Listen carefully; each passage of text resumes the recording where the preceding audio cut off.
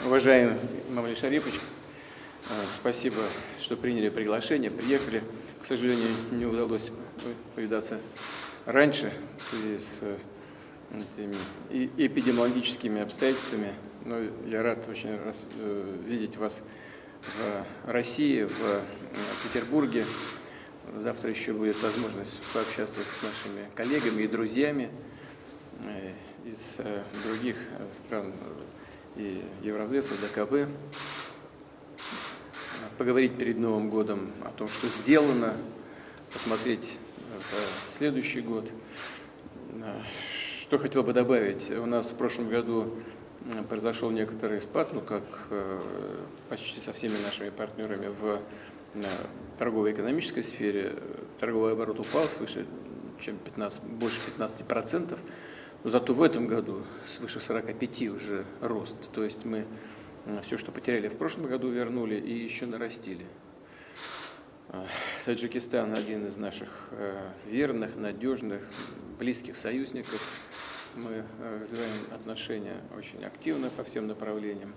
Это касается в том числе и вопросов безопасности. Сейчас ситуация на границе с Афганистаном, я знаю, мы с вами в контакте постоянно находимся, вызывает известную тревогу и озабоченность, и это объективные обстоятельства, и я разделяю эту озабоченность. Вы знаете, что мы активно работаем по линии укрепления обороноспособности Таджикистана.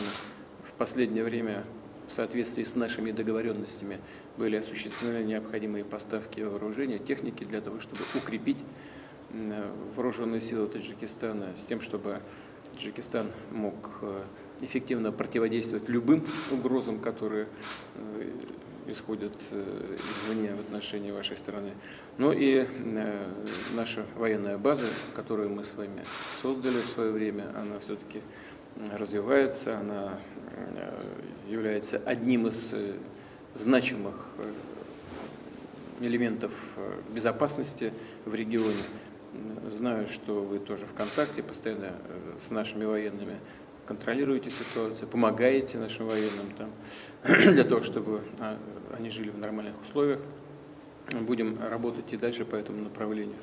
Ну и, наконец, гуманитарная составляющая очень важной является. Знаю ваше внимание и заботу в отношении развития русского языка.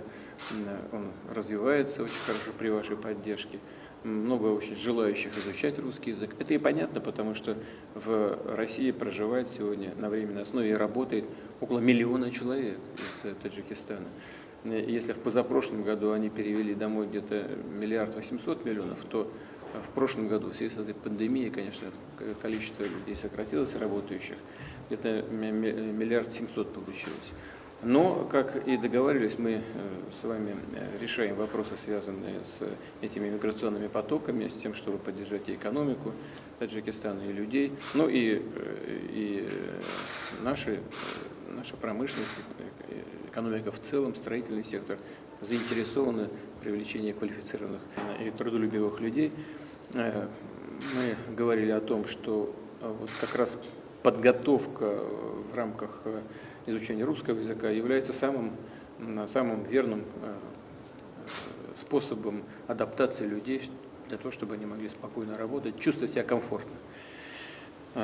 Эти и другие вопросы лежат сегодня, находятся в центре нашего внимания, составляют повестку дня нашей сегодняшней встречи. Я очень рад вас видеть. Большое спасибо, уважаемый Владимир Ильич. Прежде всего, хотел бы поздравить вас и братский народ России с наступающим Новым годом. Желаю вам крепкого здоровья, новых больших успехов и жителям России мира, благополучия и процветания. Отношения наших стран динамично развиваются по всем направлениям, как вы только что отметили. Россия остается главным торговым и экономическим партнером Таджикистана. Товарооборот в этом году увеличился более $1 миллиарда. Это на 25% больше, чем в прошлом году. Активно развиваются культурно-гуманитарные связи. Мы тесно сотрудничаем в сфере безопасности. Готов обсудить с вами состояние и перспективе наших взаимоотношений, а также международные и региональные вопросы с акцентом на афганскую проблематику. Еще раз большое спасибо за приглашение.